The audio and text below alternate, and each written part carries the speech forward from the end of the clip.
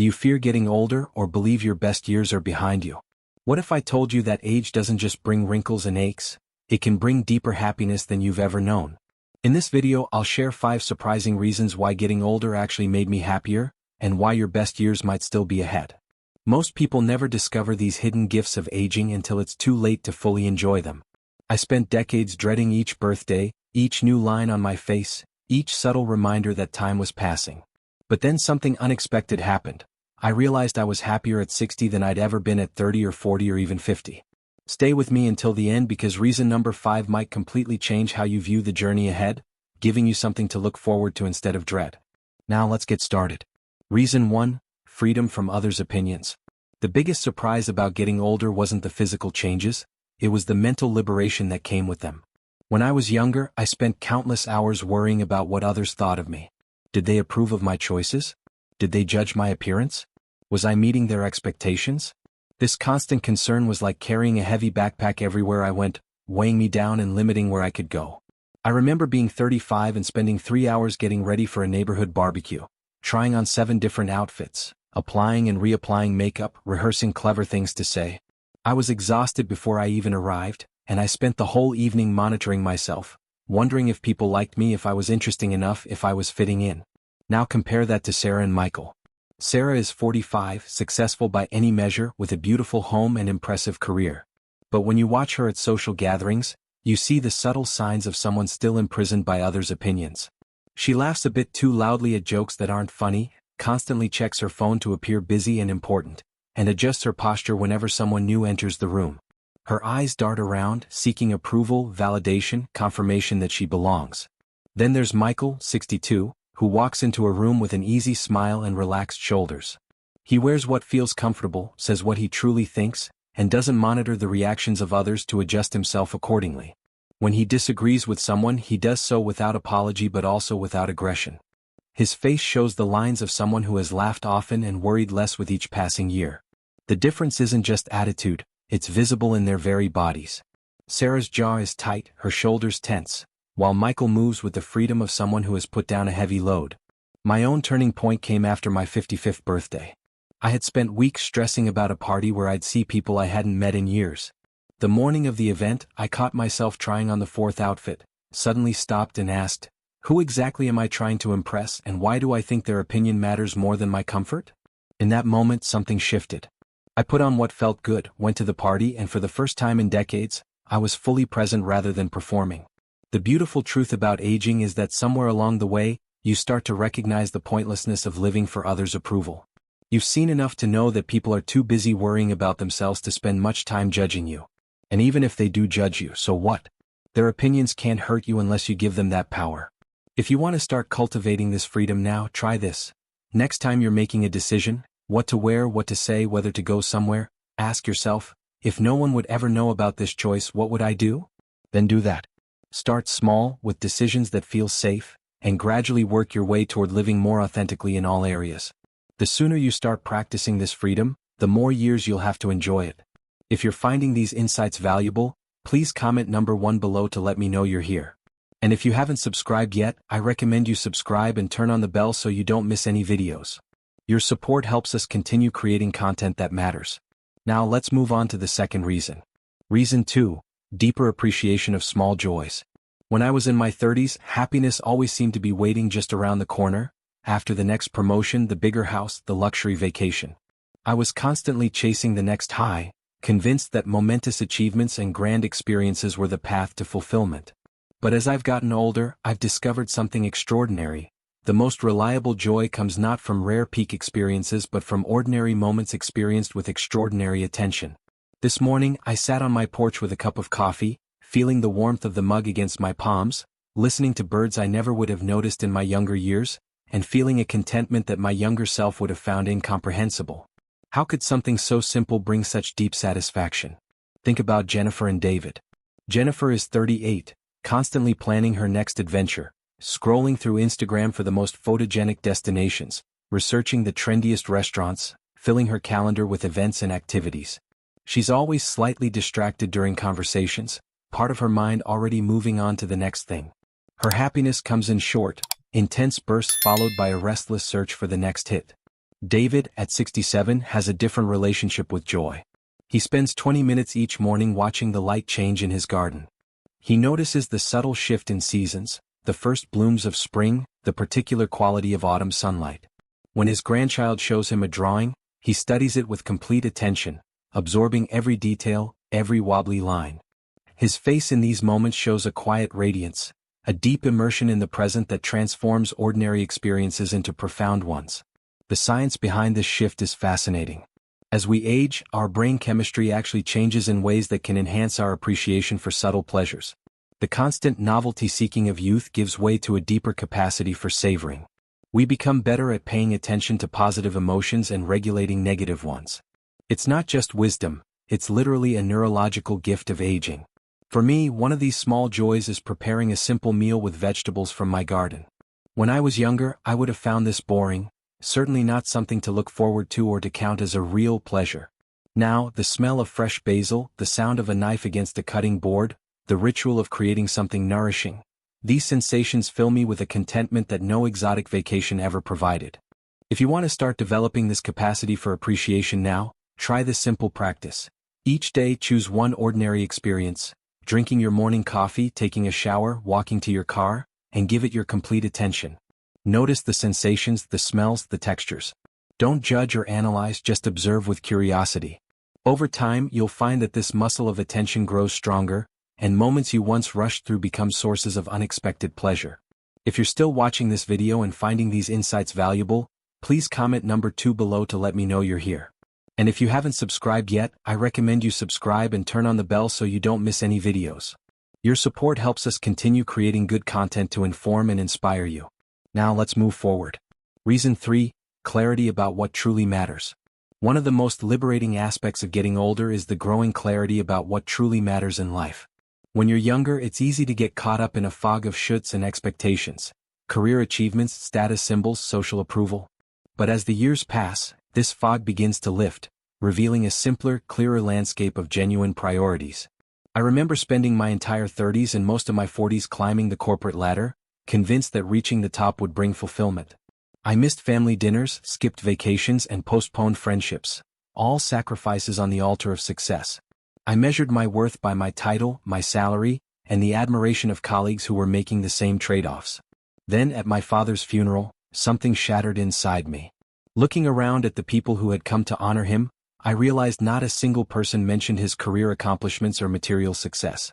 Instead, they spoke of his kindness, his humor, his presence during difficult times, the wisdom he shared, and the love he gave freely. In that moment, I saw with painful clarity how I had been investing my limited time in things that wouldn't matter at the end. Consider Robert and Eleanor, both in their 70s but with vastly different approaches to life. Robert still defines himself by his former executive position, dropping references to past achievements into every conversation, maintaining appearances at all costs. His days are filled with anxiety about his financial portfolio, his social standing, and whether he's keeping up with his peers. His face shows the strain of someone still carrying unnecessary burdens. Eleanor, meanwhile, has stripped her life down to essentials. She spends her mornings in a community garden, her afternoons with grandchildren or friends who make her laugh, and her evenings with books that expand her understanding of the world.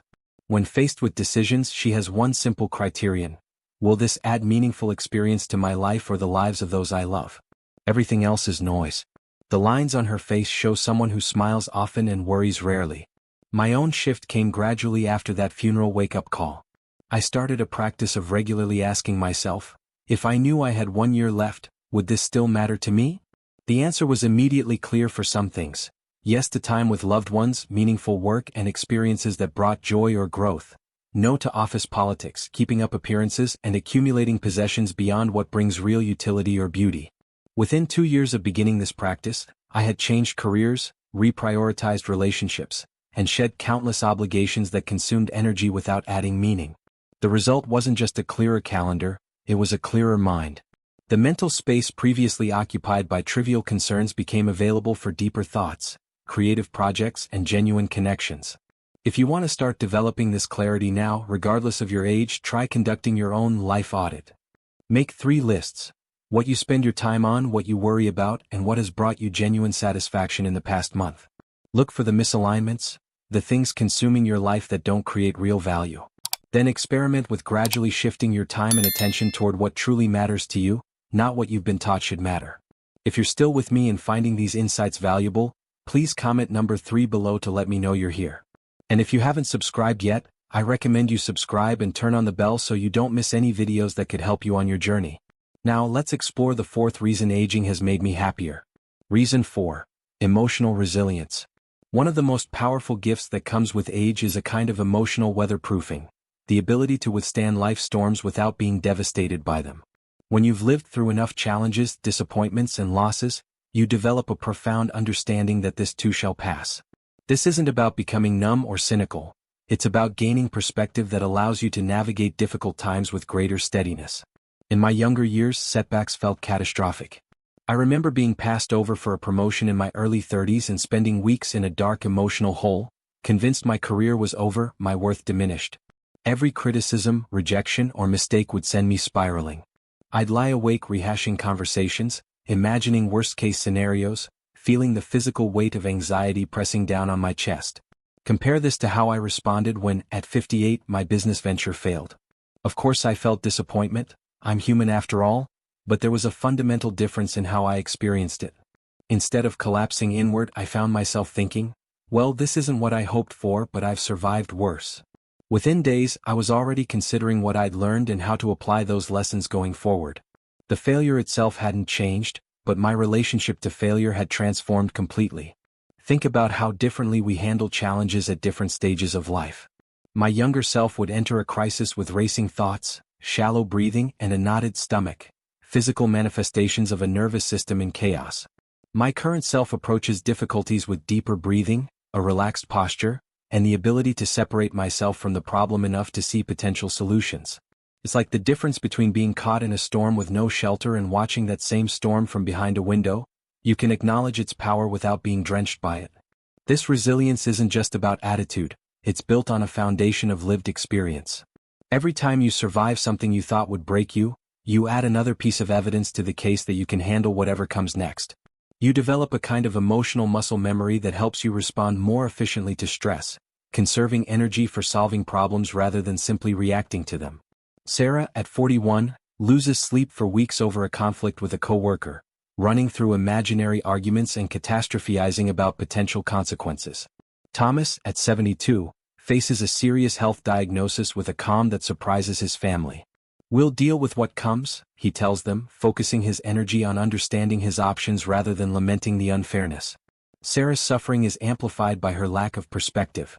Thomas's experience is tempered by the wisdom of having weathered many previous storms. My own resilience developed through a series of challenges that once seemed unbearable: a difficult divorce, financial setbacks, health scares. Each one taught me that pain is real but rarely permanent, that most problems have solutions even if they're not the ones we initially hoped for, and that human beings have an astonishing capacity to adapt to new circumstances. If you want to build this resilience regardless of your age, start by collecting evidence of your own strength. Make a list of difficulties you've already survived and what they taught you. When facing new challenges, remind yourself of this track record. Practice viewing problems as situations to be solved rather than disasters to be endured. Over time, you'll find yourself developing the emotional stability that many of us naturally acquire with age. If you're still with me and finding these insights valuable, please comment number 4 below to let me know you're here. And if you haven't subscribed yet, I recommend you subscribe and turn on the bell so you don't miss any videos. Your support helps us continue creating good content to inform and inspire you. Now, let's explore the final and perhaps most transformative reason why aging has made me happier. Reason 5. Self-acceptance and authentic living. The most profound gift aging has given me is permission to finally be myself. Completely, unapologetically, authentically myself. After decades of trying to fit into others' expectations, edit my personality to seem more acceptable, and hide the parts of me that didn't match some imagined ideal, I've finally reached a place of genuine self-acceptance. And let me tell you, nothing feels more liberating than setting down the exhausting burden of pretense. When I was younger, I felt like an actor constantly auditioning for roles: the perfect employee, the ideal parent, the supportive friend, the interesting dinner guest. I had different versions of myself for different audiences, careful to hide the messy, contradictory, or unusual aspects of my personality. I laughed at jokes I didn't find funny, expressed opinions that weren't truly mine, and suppressed quirks or interests that might seem odd to others. This performance was exhausting and worse, it left me feeling chronically unseen and unknown. The turning point came gradually. With each passing year, I found myself caring less about fitting in and more about feeling at home in my own skin. By my late 50s, I had started responding honestly when asked for my opinion. I began pursuing interests that genuinely excited me rather than those that would impress others. I stopped forcing myself to socialize when I needed solitude, and I became comfortable acknowledging my limitations instead of pretending to be superhuman. Consider Thomas and Grace. Thomas, at 49, still lives largely for external validation. He carefully curates his image, name drops at parties, laughs too loudly at his boss's jokes, and spends money he doesn't have on status symbols he doesn't particularly enjoy. His conversations feel rehearsed, his laughter a beat too late, his body language revealing the tension of someone constantly monitoring himself. Even in supposedly relaxed settings, he never quite lets his guard down, afraid that the real Thomas might not be acceptable. Grace, at 68, moves through the world differently. She wears clothes she finds comfortable rather than fashionable. She speaks candidly about her unusual hobby of collecting vintage typewriters, not caring if others find it strange. When invited to events that don't interest her, she declines without elaborate excuses. Her face shows the ease of someone who has stopped fighting against her own nature. The energy once spent on maintaining appearances is now available for genuine connection and creativity. This self-acceptance hasn't just changed how I feel about myself, it's transformed my relationships. When you show up authentically, you attract people who appreciate the real you, not some carefully constructed version. My friendships in my 60s have a depth and ease that my relationships in my 30s never achieved. I no longer worry about being found out, because there's nothing hidden to discover. Even more surprisingly, embracing my authentic self, including my flaws and limitations, has made me more compassionate toward others. When you stop judging yourself so harshly, you naturally extend that same grace to those around you. You recognize that everyone is fighting their own battle between authenticity and acceptance, and you develop patience for the sometimes messy ways that struggle manifests. If you want to start experiencing this freedom now, begin by giving yourself permission to have preferences that differ from others. Start small.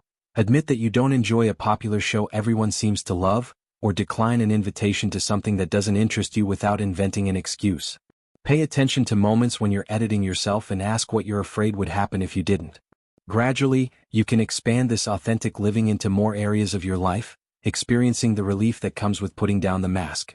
If you're still watching this video and finding these insights valuable, please comment number 5 below to let me know you're here. Your engagement helps our community grow, and I'd love to hear your thoughts on this journey toward authentic living.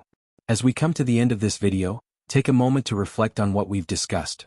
The freedom from others' opinions, deeper appreciation for small joys, clarity about what truly matters, emotional resilience, and the profound liberation of self-acceptance. These 5 gifts don't arrive automatically with age. They're available only to those who approach aging with openness and awareness.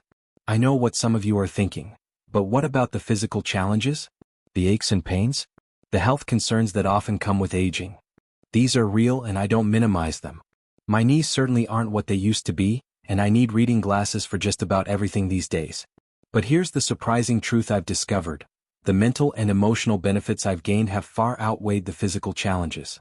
I would never trade the wisdom, perspective, and inner peace I have now for the firm skin and boundless energy I had at 30. When I look back at my younger self, constantly anxious about the future, seeking validation from others, chasing external markers of success, devastated by every setback, and exhausted from trying to be someone I wasn't, I feel genuine compassion for that person who didn't know what age would eventually teach her. If I could send a message back through time, I'd tell her to stop dreading getting older and start looking forward to it instead. Because the truth is, happiness isn't something that diminishes with age. It transforms, deepens, and often increases as we develop the wisdom to recognize what truly matters and the courage to pursue it. The years don't just take things away, they give gifts that can only be earned through living. So whether you're 25, 45, or 75 as you watch this, I hope you'll approach each passing year not with dread but with curiosity about what new wisdom it might bring. The journey of aging isn't a slow decline from some peak of youth, it's a continuing ascent toward a different kind of summit, one with views far more expansive than you can imagine from below. Thank you for joining me today. I'd love to hear from you. Which of these 5 reasons resonated most with your experience? Or if you're younger, which aspect of aging now seems less frightening and perhaps even something to look forward to? Leave a comment below and share one insight that struck you and how you might apply it in your life. Your thoughts are important to me and to this community, so don't hesitate to share them. If you enjoyed this video and found it helpful, please like, subscribe, and share. Your support helps me continue creating content that challenges the negative narratives about aging and inspires people of all ages to look forward rather than backward. I'll leave you with this thought: the happiest people I know aren't those who've somehow managed to stay young forever. They're those who've embraced growing older as the privilege it truly is. Because here's the secret they don't tell you about aging. It's not about adding years to your life, but adding life to your years. And sometimes, the most vibrant, authentic, and joyful life begins precisely when we stop fighting the passage of time and start welcoming the gifts it brings. Thanks for watching, and I look forward to seeing you in the next video. Remember, the best years of your life might not be behind you, they might be waiting just ahead, if you have the courage to embrace them.